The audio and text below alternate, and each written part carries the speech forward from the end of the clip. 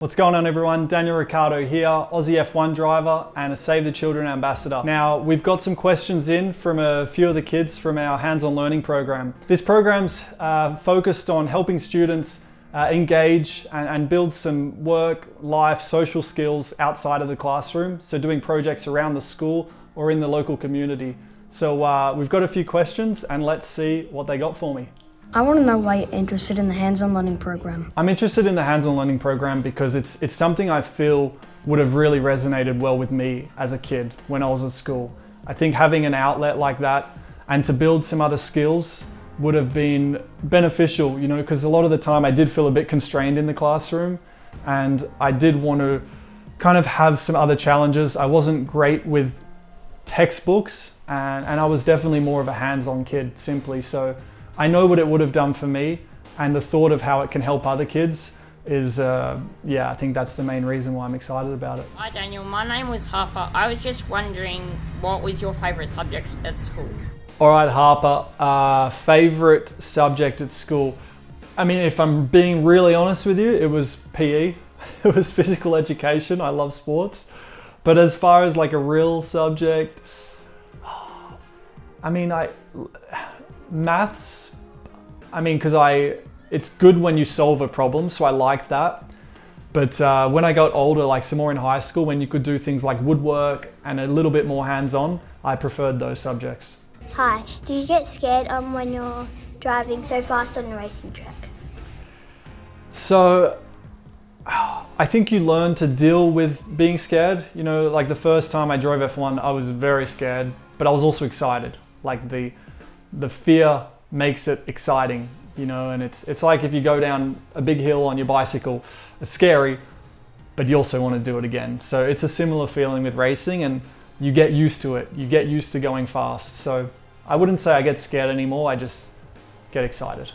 Hi Daniel, I'm in year 6. What type of student were you when you were my age? A fidgety student, couldn't really sit still.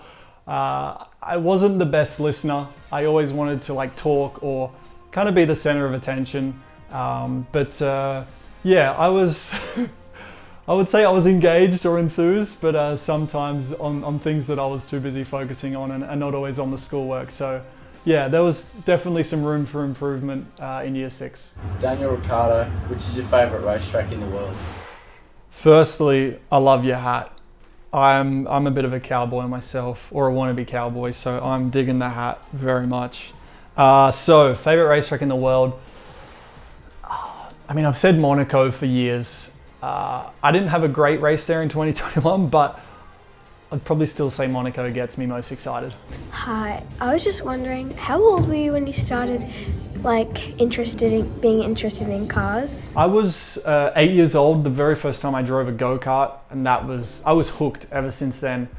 But I remember being 3-4 years old watching racing cars on TV, and I was in love from a young age. Hi Daniel, what advice would you give your 12-year-old self? I think the best one, and sometimes the best ones are the most simple, so it doesn't have to be that complex, but it's do what you love. Like find something that you enjoy doing and then you'll thrive in it, you know, because if you're having fun doing something, you're gonna want to be successful at it. So I think it's just find the thing that makes you happy and pursue that. I think that's the best advice I received. Hi Daniel, I'm Tia and I'm just wondering, how many hours a week do you train? So training, I train probably, hours a week. Let's say I do 5 days a week, 3 hours a day, so 15 hours a week. Yeah, about that. These muscles don't come for free. What's the best way to build confidence? You need to do something a few times to build confidence, you know, to learn how something is. And then, you know, within yourself, you're like, okay, I've got the hang of this. I got the hang of this. So, you know, you need to be very patient when you start a new task. You can't expect to be the best the first time. So don't put too much pressure on yourself, and bit by bit, your confidence will grow. And then you'll start to be like, all right, I got this. Hi Daniel, we were just wondering if you had any opportunities with programs like Handson Learning while you were at school. So I didn't have necessarily like the Handson Learning program or something similar at school. I wish I did. You know, the closest thing was when we eventually got out of school and did like work experience.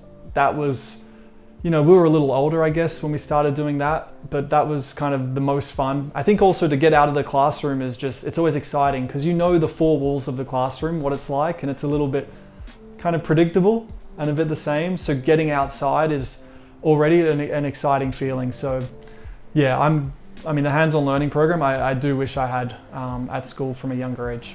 All right, well, that's a wrap. Thank you everyone for your questions. I really appreciate it. It's cool to hear the variety, and it definitely takes me back to when I was at school. And, you know, I do think where I am today, and I do pinch myself, it does seem crazy because I wasn't always the best student or anything like that, but, you know, I found my passion in life and then pursued it. So yeah, don't get discouraged. School is a very, very, you know, initial part of what's going to be a pretty awesome life. So just find what you're interested in, and if it's through the hands-on learning program, then I think that's awesome. So speak to you next time.